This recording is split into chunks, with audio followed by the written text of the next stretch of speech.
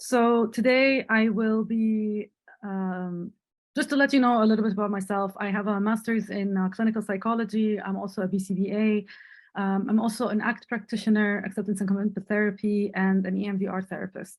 I move with desensitization and reprocessing. I'm currently practicing independently via telehealth, post-pandemic world, right? Today, I will present on predicting the future recommendations for the field of ABA in supporting adults with ASD.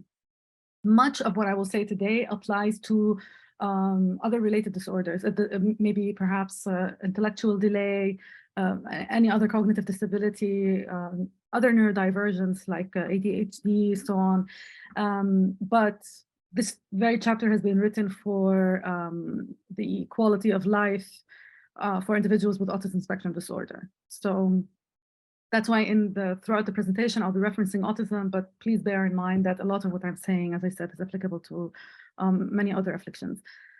So the reason I chose this chapter is because I've kind of had an awakening in the past 6 months. I started following many advocates for autism, self-advocates, started kind of expanding the way I look at behavior analysis, and I realized that there has been, it's always been mixed views about ABA, but no one really, I think, has advertised the power of ABA for adults. It's just not very well known, and we'll touch on this a little bit.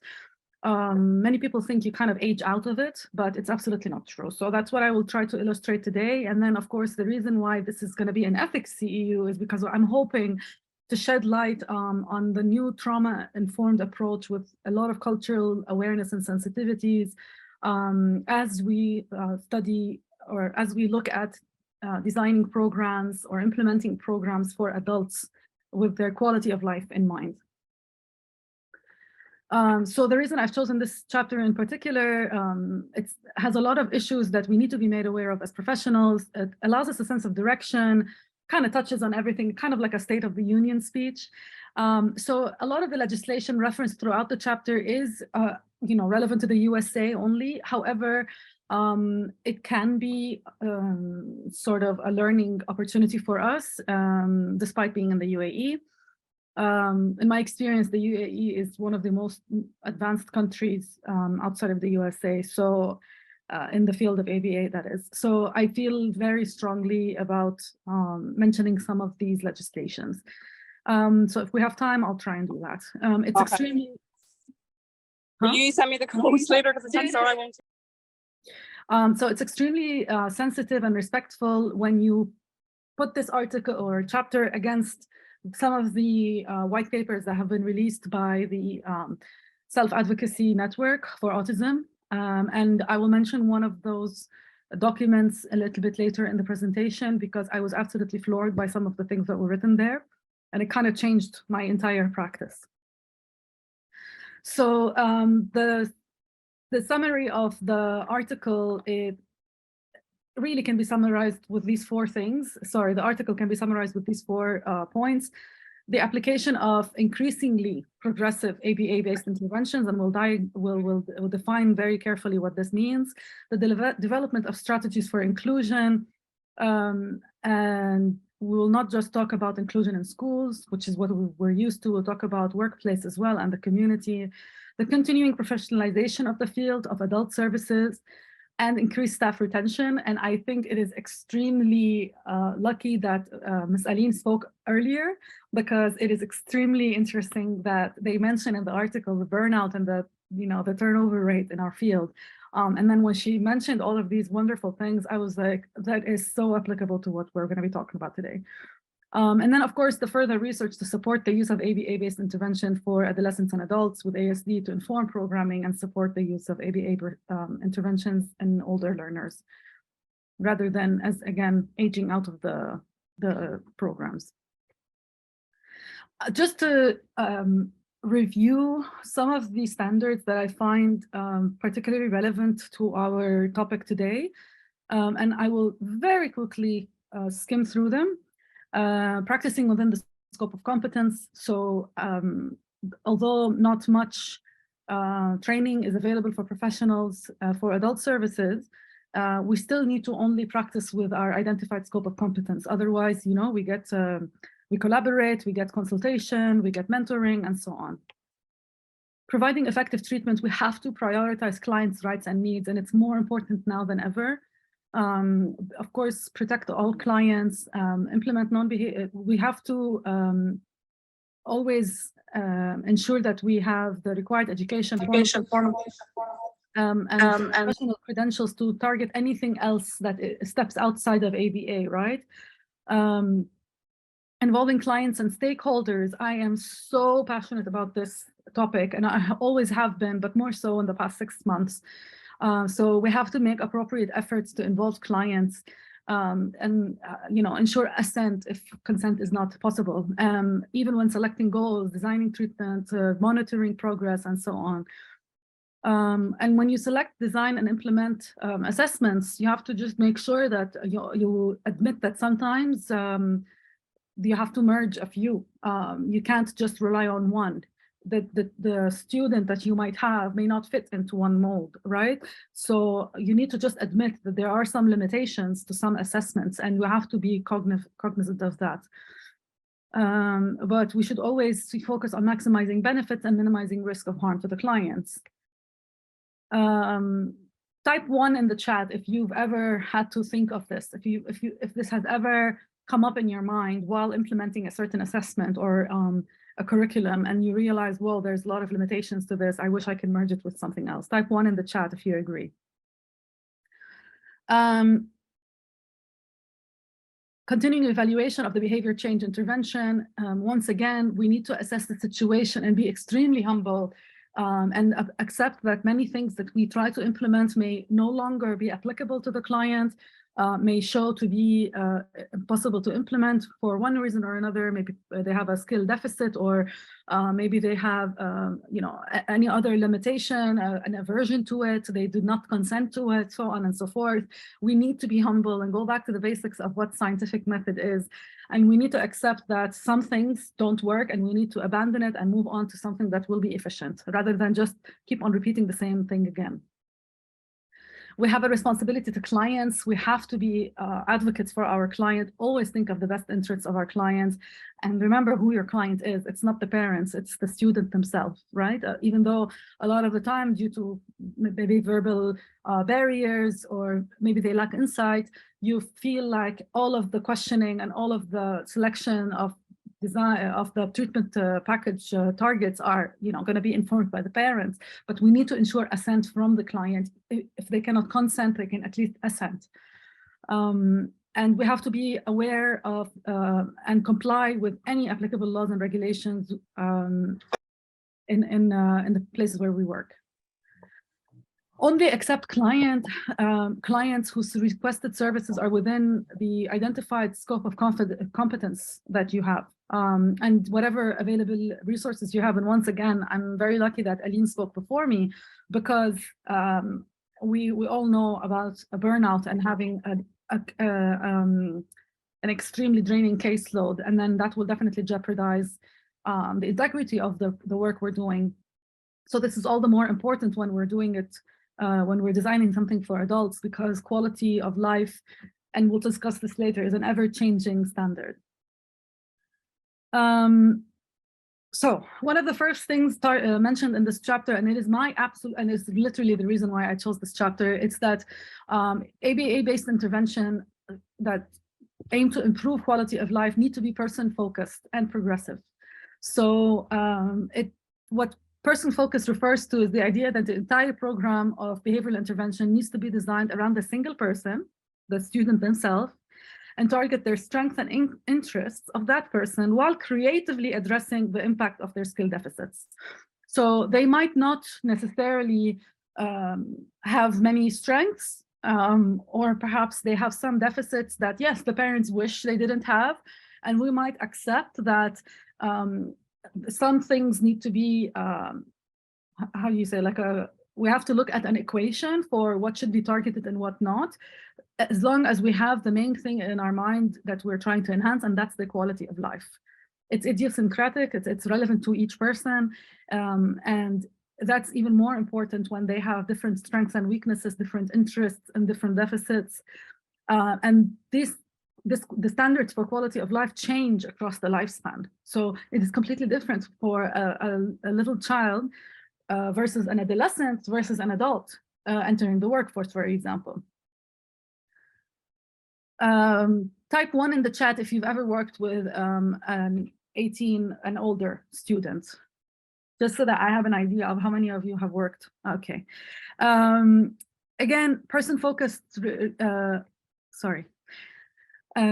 isolated skills, acquired in the natural context, contribute little to the whole of one's life. We always have to have a kind of a well-rounded view of this person's life and what they want to achieve, what they prefer, what they like, what they can't do and don't want to learn, and so on.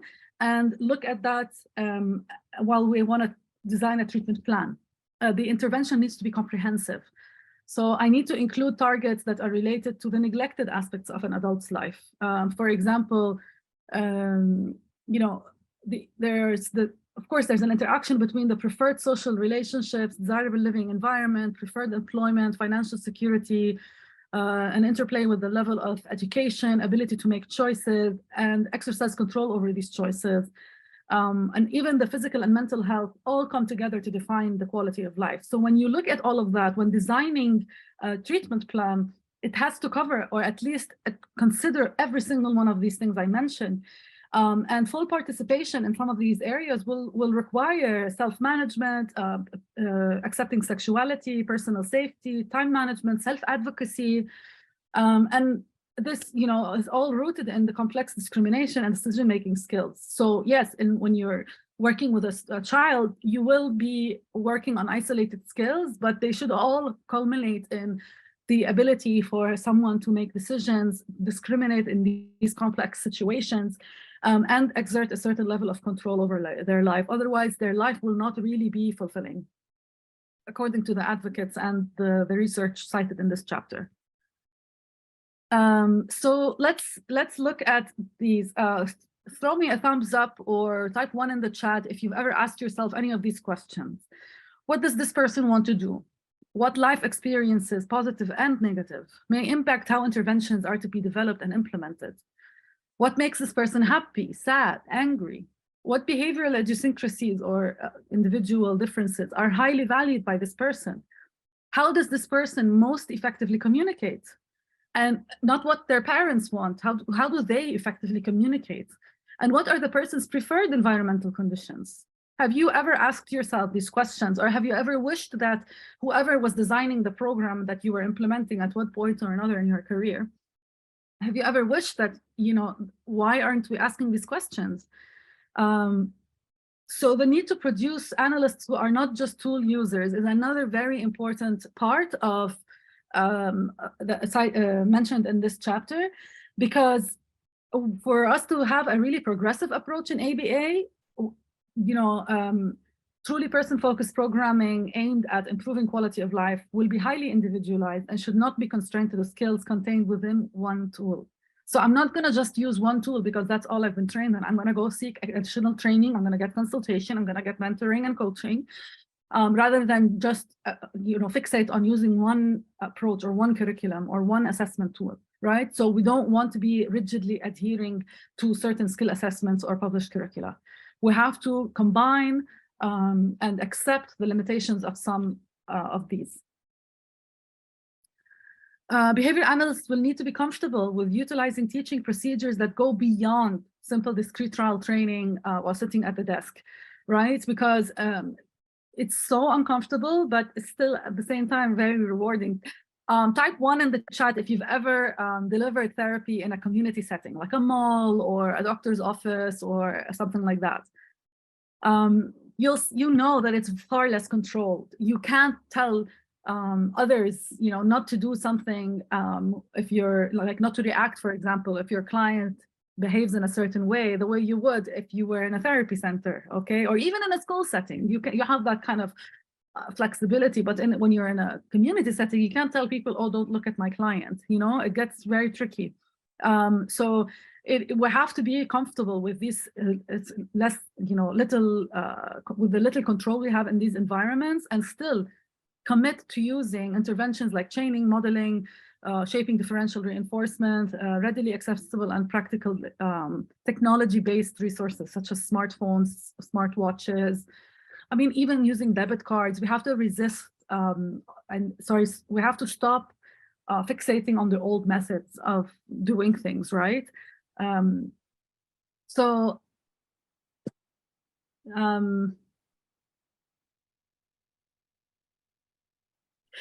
Progressive behavior analysts, again, analyze behavior and the environment interactions on a moment-by-moment basis.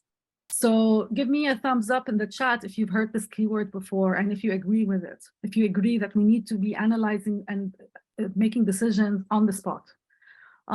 Progressive behavior analysts are shaped by clear goal specification, knowledge of principles, scientific method, and current environmental contingencies, instead of rigid adherence to unresponsive protocols. This very sentence kind of summarizes everything I've spoken about until this point of the presentation. So I would, really, if we were to choose a takeaway message, that would be it. Strategies for inclusion across the lifespan. Type 1 in the chat if you've heard this word before, inclusion. The terms integration and inclusion are often found in discussions when we look at the paths for individuals with autism. Many of us at one point or another have been shadows in schools. However, we have a responsibility to the individual to ensure that we make the necessary accommodations and modifications for them, rather than accept the current status quo, which places all the responsibility upon the individual themselves to feel included or demonstrate enough required skills to be accepted. So, they have to do what the others are doing, or they have to join in the same area the others are in, rather than vice versa. So the responsibility should no longer lie with the individual themselves. It has to shift, and we have to make it happen for them. So if we want to look at the Oxford Dictionary and the even Merriam-Webster Dictionary, those are actually, it's not me who went out of my way to look up these definitions. They're included in the chapter. So the formal definition of inclusion is the fact or policy of providing equal opportunities and resources for people who might otherwise not get them. For example, people who are disabled or belong to minority groups. The other definition is the act or practice of including and accommodating people who have historically been excluded because of their race, gender, sexuality, or ability. So type 1 if you agree with these definitions. I personally do. I still do. I still believe that it's extremely important for us to ensure that this is possible, to ensure or equalize the disability as much as possible. However, as I told you, I'm also on a learning journey myself. And that's why once again, I chose this chapter. It's because we need to move away from this narrow interpretation and try and look at the different legislations or how we can operationalize the legislation available, so that the responsibility shifts away from the individual and moves to us, okay, the surrounding society. We have to systematically remove barriers, creatively develop work opportunities, and rightfully give a voice to these people and have them make decisions at one point or another. Okay. So again, inclusion. Especially when we think of autism spectrum disorder, immediately my brain goes to school. However, what we're looking at is inclusion across their lifespan. So initially it's school, if that's the best thing for them, but then it will progress to be into the workplace, community, and so on. So inclusion across multiple aspects of education does not focus on changing the individual with a disability. So I'm not telling him to be like others. I have to accept the strengths of this person, and we'll actually talk about this a little bit later, about the do's and don'ts, according to the self-advocates for autism. Type 1 in the chat if you've heard the word functional academics. In fact, one of the founders of this club, Sharifa Yatim, just recently posted on Instagram a lovely little spiel that she's talking about what is functional academics. And I thought it was so nice and very easy to understand. And I've always had a hard time kind of making this case to parents, like why we want to follow this path. And it's all because targeting the general education curriculum, yes, it's the essence of equalizing their disability and using all of these accommodations and modifications, but it should not be done at the expense of targeting skills that will later on improve their independent functioning in adulthood and increase their quality of life. Okay, so well-intended efforts, and we've all been through it. I don't know, type 1 in the chat if you've ever been yourself a shadow, or if you are currently overseeing the work of a shadow or a learning support assistant. And you'll see that there was this old term called Velcro aid, and it's basically an unofficial special education term referring to one-to-one aid who never leaves the side of the student, literally a shadow. However, with all the well-intentions behind this effort, to truly promote inclusion and not cause distress, we have to be providing inclusion that exceeds this Velcro aid type of thing. And this is why we always try to tell parents the reason we want the shadows to be ABA trained is because we are working ourselves out of a job. We do not want to continue having the students rely on us this much. We do not want to be Velcro, right? So the same thing will then move on to the workplace. While adults on the spectrum are far less likely to be employed than the neurotypicals, for those who have found employment, there's a tendency for them to be paid less, even though they might be working the same hours. They probably work less hours. They have inconsistent benefits. They work in positions that are often well below their ability and carry little in the way of status. So an adult with a bachelor's degree will probably be stocking and collecting carts in a supermarket parking lot. And I'm not saying there's anything wrong with that. In fact, one of my students, when I first started ABA therapy in Dubai, he was 8, and now I follow him on Instagram. His parents moved back to the US and he's 20. And his mom is like, I'm dreaming for him to get a stock boy job. And she's very happy with that because we all accept that this will give him the level of hours, the level of engagement, the level of challenge to his abilities that he's comfortable with, and that will fulfill him. And he loves to organize things, so it works, right? But in other situations, I have very well-educated students who then will probably never access any of what they trained in. No 5-star or Michelin restaurant, Michelin star restaurant will give a chance to someone who is on the spectrum if they have on the same option a neurotypical, right? They're going to always jump for the neurotypical unless they want to use it as a kind of a media thing, just to get attention. Workplace now know that they should adopt inclusive practices. They want to support adults, but at the end of the day, when it comes down to it, they're far less knowledgeable about what constitutes reasonable accommodations, okay? And I know that even with my current, I have many people who have ADHD as clients, and their supervisor will not even accommodate the employee themselves reprioritizing the list that have been given to them, something as simple as that. So it is extremely frustrating that there are some people who preach that they're inclusive, but they are absolutely not. So how well workplace leaders understand ASD is a general predictor of successful employment. So job coaches, mentoring systems are both very effective forms on the job training. And I am so proud to have been witness to this and to some part been part of it for a client that I had in DIWA Academy. So DIWA actually has something called the Siddiqui program, or Sadiqi, like my friend in Arabic. And it's basically a mentor or job coach that they have. So they the whole staff gets trained in what they can do to support this employee, how to, when they see the precursors of this, let's say, a meltdown coming up, then what they can do, all the different tasks that they are able to do and how they can coach them along. Let's say they need to break down tasks a bit more, then that's what his job coach does, or his mentor, or Sadiqi.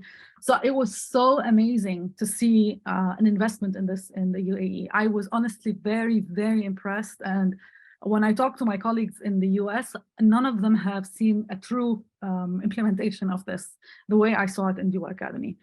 And by the way, I have no benefits to even mention DIWA Academy. I'm just saying it because I'm really very proud to have seen this happen.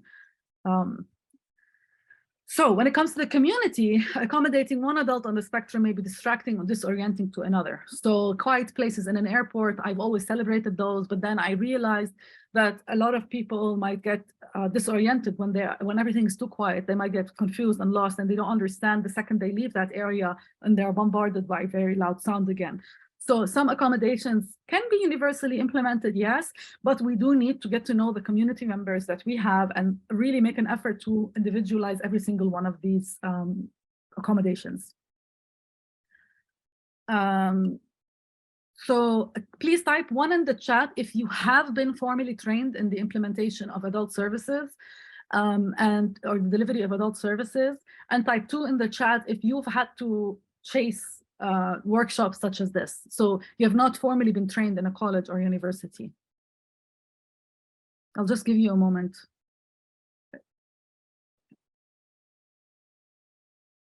Yeah. So a lot of the times you're the ones chasing it. So that's the reality of things all over, right? So again, this chapter has been written with the US in mind, or North America, but I think that it's the same in our part of the world as well. Nobody goes to college to work with adults with autism. And it's always the adult services are at a considerable disadvantage in this situation. So they are also less funded. So again, the legislation that they cited in the chapter has to do with the US, but I also know that in the UAE or in Saudi, the funding is really, really targeted for younger students. I know that a lot of the students I've had have aged out of the funding program they were in, and it was so heartbreaking because we haven't even finished half of what they need to be able to be fully functioning adults with a well-rounded, fulfilling life. I mean, they just aged out of it. So it's very upsetting to see that. So we still have a lot of work to do here. But the very fact that you're here today in this webinar and the fact that you still chase others and you're hopefully helped spread this word, then others will realize the importance of the ABA in adult services and the need to design formal courses for this. So, of course, we know that ABA is a science that's highly effective at changing human behavior. And there should be a subspecialty that focuses on behavior of people in the workplace based on modification of environmental variables. And a lot of coaches that we see are all around on Instagram and social media, they are actually just very well versed with behavior analytic strategies and behavior modification strategies, but it's all guised under job coaching and so on. If you just break it down, it's all the same. Habit forming research is just kind of repackaged. It's all ABA. So recruiting and retaining excellent support personnel will help ensure adult services.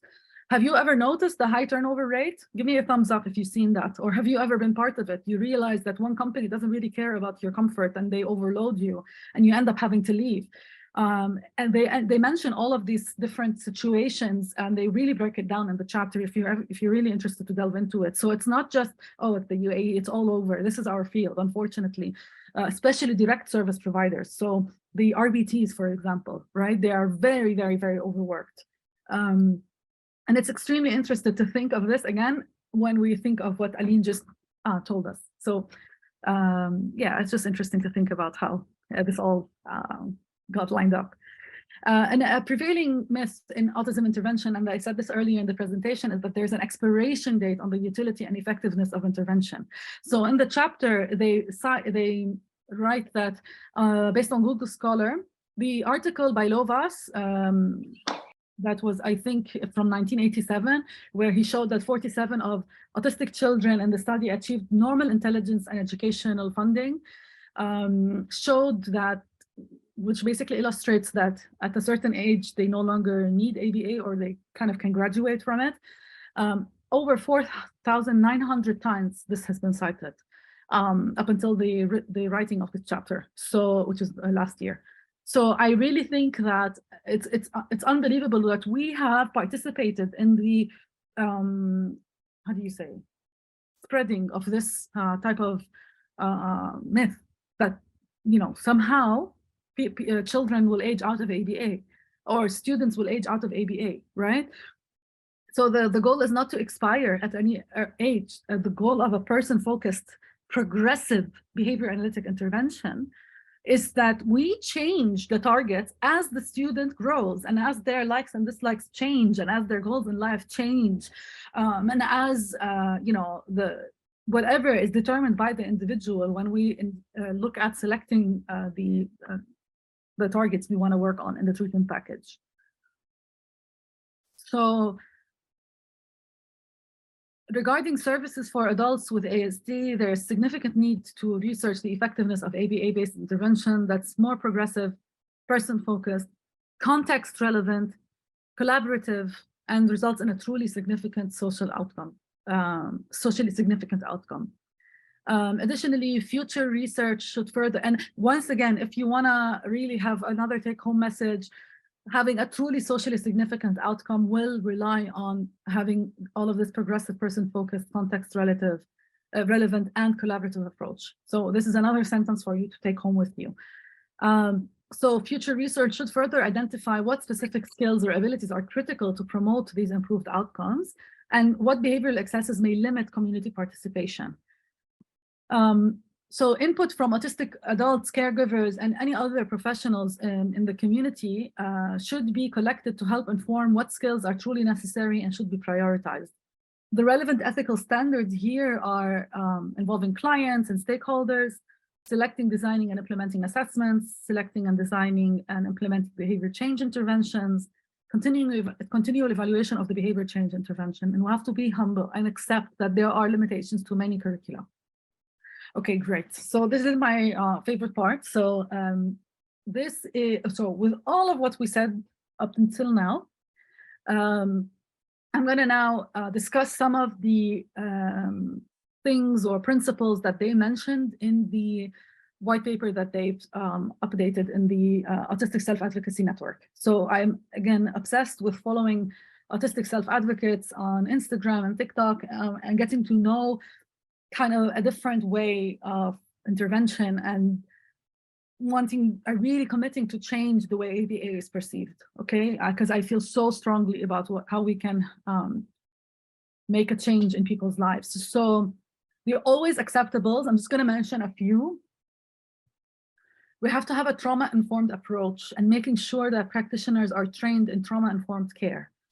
Type 1 in the chat if so someone is asking about code 2.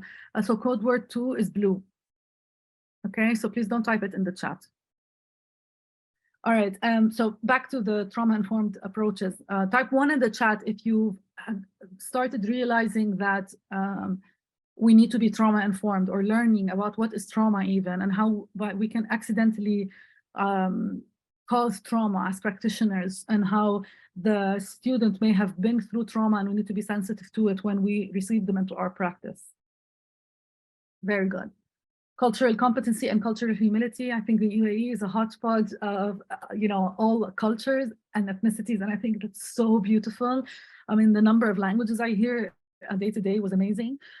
So the cultural competency and cultural humility is something that I think we've got it covered in our practice, but it's just very important. It was mentioned in their white paper.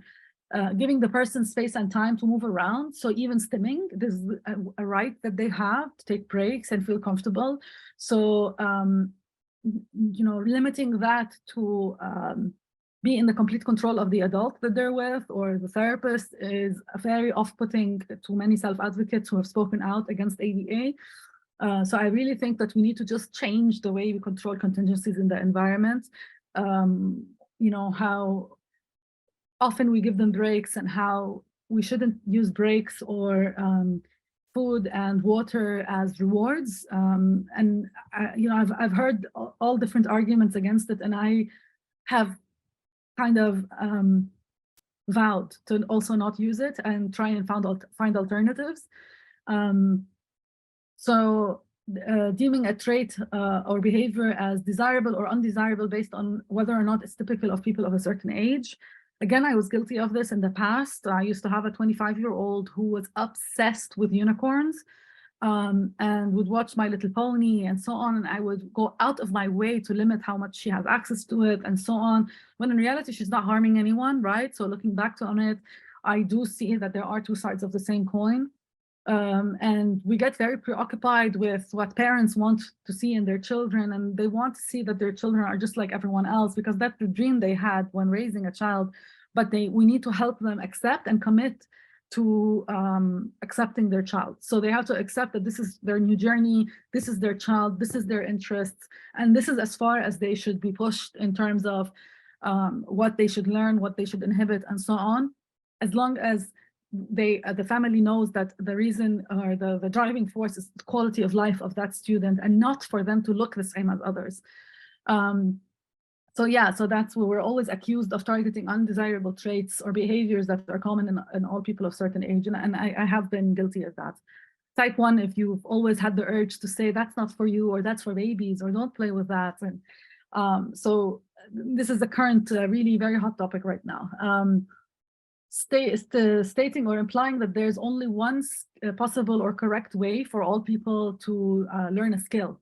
There should be, and it's our responsibility to change the way we teach until that person learns the skill, rather than force them to learn the way that we have been taught, right?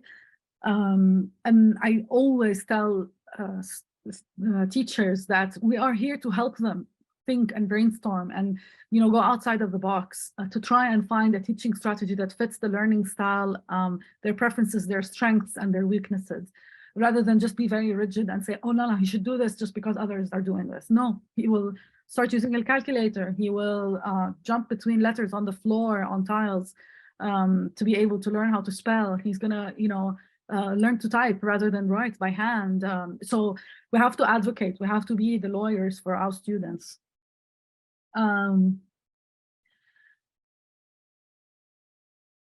So punishing autistic people differently than non-autistic people. I see some names here in the attendees, and I know we've been past colleagues, and we've all been through this as shadows at one time or another. Type 1 in the chat if you've been there. As a shadow, all the students in the class are misbehaving, but the teacher zooms in on your student and asks you to take them outside for timeout. Have you ever been victim of that? It drives us crazy, at least in my experience, and the people I see in the presentation here today who are attending, and I used to work with them. It is extremely frustrating because the teacher should focus on all the other students in the classroom. When she deals with that, then we will go ahead and put some consequences for our student. We want him to be the same as everyone else, right? So why should he be held or she be held at a higher standard? Focusing on non-specific social skills to the detriment of all other skills. So we should accept that, at some point or another, they might be introverted people. So we shouldn't just fixate on improving their social skills, when we should at least, accept that we should also work on their executive functioning skills. We should also work on their communication skills, and they should also work on leisure activities and all the other things that will give them a complete and fulfilling quality of life. And this will cause social competence. It will lead them to social competence, right? So social skills training that encourages autistic people to act neurotypical is no longer acceptable. And again, I have vowed to stop doing that. One of my first things that I realized I did, and has been frowned upon by people who have autism themselves, is eye contact. I used to force it. I used to use trackers. I used to use reinforcers near my eyes. I used to, I even was caught in the trap because I wanted, increased trials and trainings. I used to say, oh, good looking, and I catch myself doing it. And yes, I've changed, but I still always put eye contact as part of because that's on the DSM, right? One of the things that, it's hard for them to make eye contact, and it's no longer an issue. No, they cannot make eye contact with you because they dislike it. It upsets them, and they cannot process and auditorily and look at you at the same time. For whatever reason, we should abandon this, so we should really, really, every single time we receive a client, look at this student as a blank program, I guess, that a treatment package that we designed for him or her, rather than just kind of have some predetermined targets in our head for what should be introduced for someone who has autism, or follow one curriculum or even two curricula. In my previous practice, we used to combine several curricula, and I loved that about what we did. But at the end of the day, I did have like, it's like a dog with a bone, with the eye contact and the stimming. Immediately, I put a program to decrease the stimming. No, it's self-soothing. In some cases, it's not a learning barrier. So why am I stopping it? Because it's a concern for parents, and I thought that's what I should do as a BCBA. And I thought that, oh, it's, you know, decreasing their social acceptability, but I should teach others to accept that this person needs to stand to self-soothe, and that's it. Or, you know, to feel a certain dopamine rush, and that's it. We should all accept that, right? So again, I have committed to this new type of like goal of reducing stimming. I've committed to not doing it. So type 1 in the chat if you agree, or 2 if you disagree. Of course, I wish we have time to discuss all of the things that have been mentioned in this paper. It is extremely interesting. Please download it. It's available for free. And you're going to see that there are a lot of things that you're guilty of doing. There are a lot of things that they say about ABA that I feel very upset about because I don't believe it's true. And I know that there are ABA practitioners, or they call themselves ABA practitioners, that have caused for our bad name, I guess. So committing to thinking of the quality of life of an individual, working on assent if consent is not possible, individualizing program, having a person-centered focus, and having this progressive ABA approach, I think will cause us to really break the stigma that's been placed on ABA and provide what they truly deserve as adults with autism, and even as children. So once again, as a quick review, the ethics standards from the BACB code that I mentioned today were practicing within scope of competence, providing effective treatments. And as I review this, kind of check in your mind if you realize, you know, which were the keywords that I mentioned pertaining to each of these codes or standards. Involving clients and stakeholders, ding, ding, ding, super important. Selecting, designing, and implementing assessments. Selecting, designing, and implementing behavior change interventions. Be humble. Continuing evaluation of behavior change intervention. Responsibility to clients, and even accepting clients. And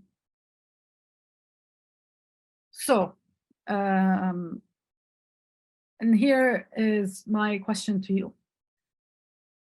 Based on what we discussed today, everything we said, even, you know, if you were here when Aline spoke about self-care and burnout and all of that, think of that as well to inform you when you try to answer this. How do you determine if your practice is neurodiversity affirming? So neurodiversity affirming is an approach that recognizes that recognizes and values the diversity of neurological differences in our society, including those found in autism, ADHD, and so on, okay? So we accept and not just are aware of the neurological differences, and we embrace it, recognize it, and value it.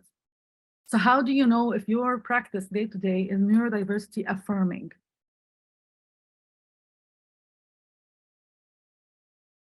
You can type in the chat some of your responses.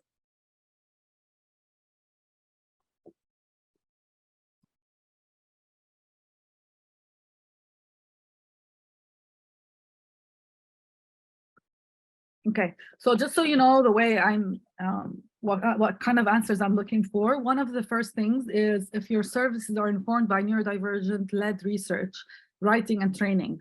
So one of the things, documents that moving forward, as I said, I'm committing to changing the way I practice based on the feedback that I just recited to you. So documents such as this and other policies that have been published by self-advocates, I'm informing myself of them, and I'm committing to making changes in the way I practice so that I am affirming the neurodivergence and valuing their differences. Focus on the individual and not compare the neurotypical population. Wonderful, excellent. So we have to challenge the implicit bias and ableism that we've learned to implement. What else?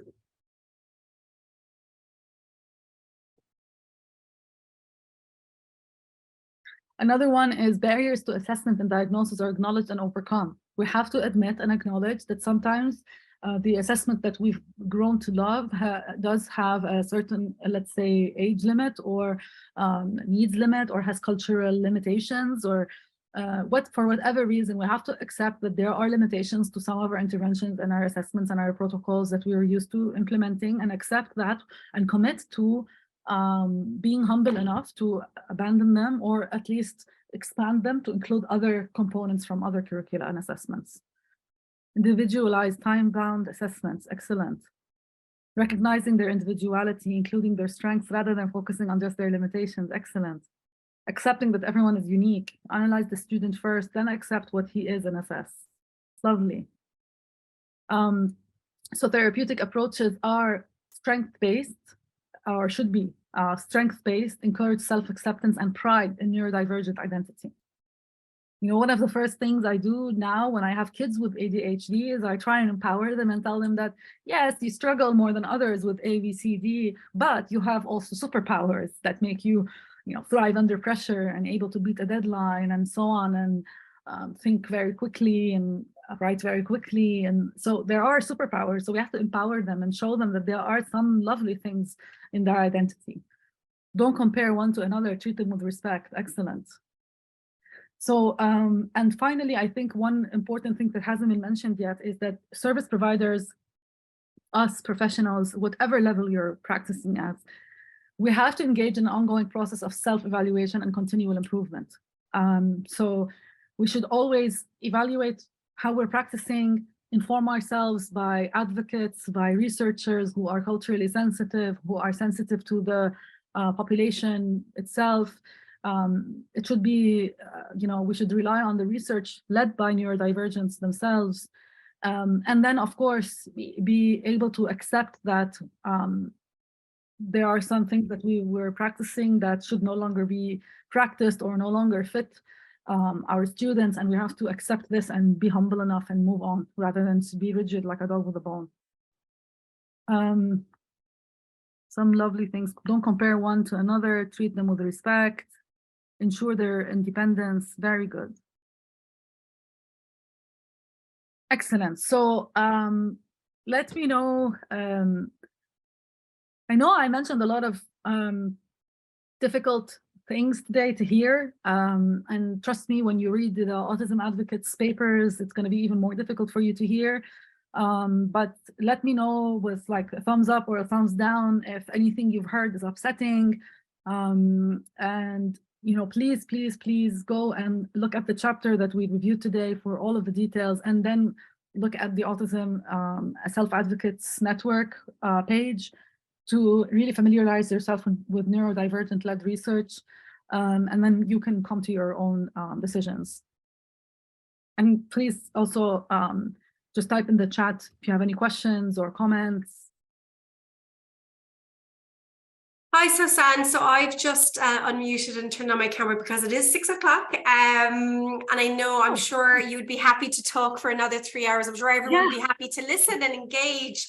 It was an incredibly interesting and engaging talk. Someone has asked in the chat if you are happy to share a copy of your slides. Yeah, absolutely. Great. So I'll share those with you tomorrow once I receive them, everyone. So a massive thank you to Sousan for a wonderful event this evening. Thank you so, so much. Thank you to all of you. Again, thank you to everyone for your flexibility in moving from WebEx to Zoom. Technology, it is what it is, but everyone dealt with it really well. So thank you all. Special thank you to Sousan for your flexibility in moving over. As was mentioned earlier on by Naseba, there are links to join ABA Journal Club, and this session has been recorded, and this recording will also be made available if you want to share with others. So if there's no more comments or questions, I see a ton of thank yous coming through for you, Sousan. Thank you for attending. And just a note about CEUs and evaluation forum, I'm going to just post it again because it's being drowned out with all the thank yous. Please do follow the link for your CEUs. As always, enter your email address correctly, enter your 2 code words, and please check your spam. It's in there. If you get a notification saying that you have to wait 24, that you're not able to get it right now, please wait 24 hours and try again in 1 day's time. Thank you so much. And yes, I agree with you, Nipa, that it was a very important and engaging session. So thank you all so much. Have a lovely evening. And bye, everybody. See you next time. See you. Thank you. Thank you again. Bye-bye.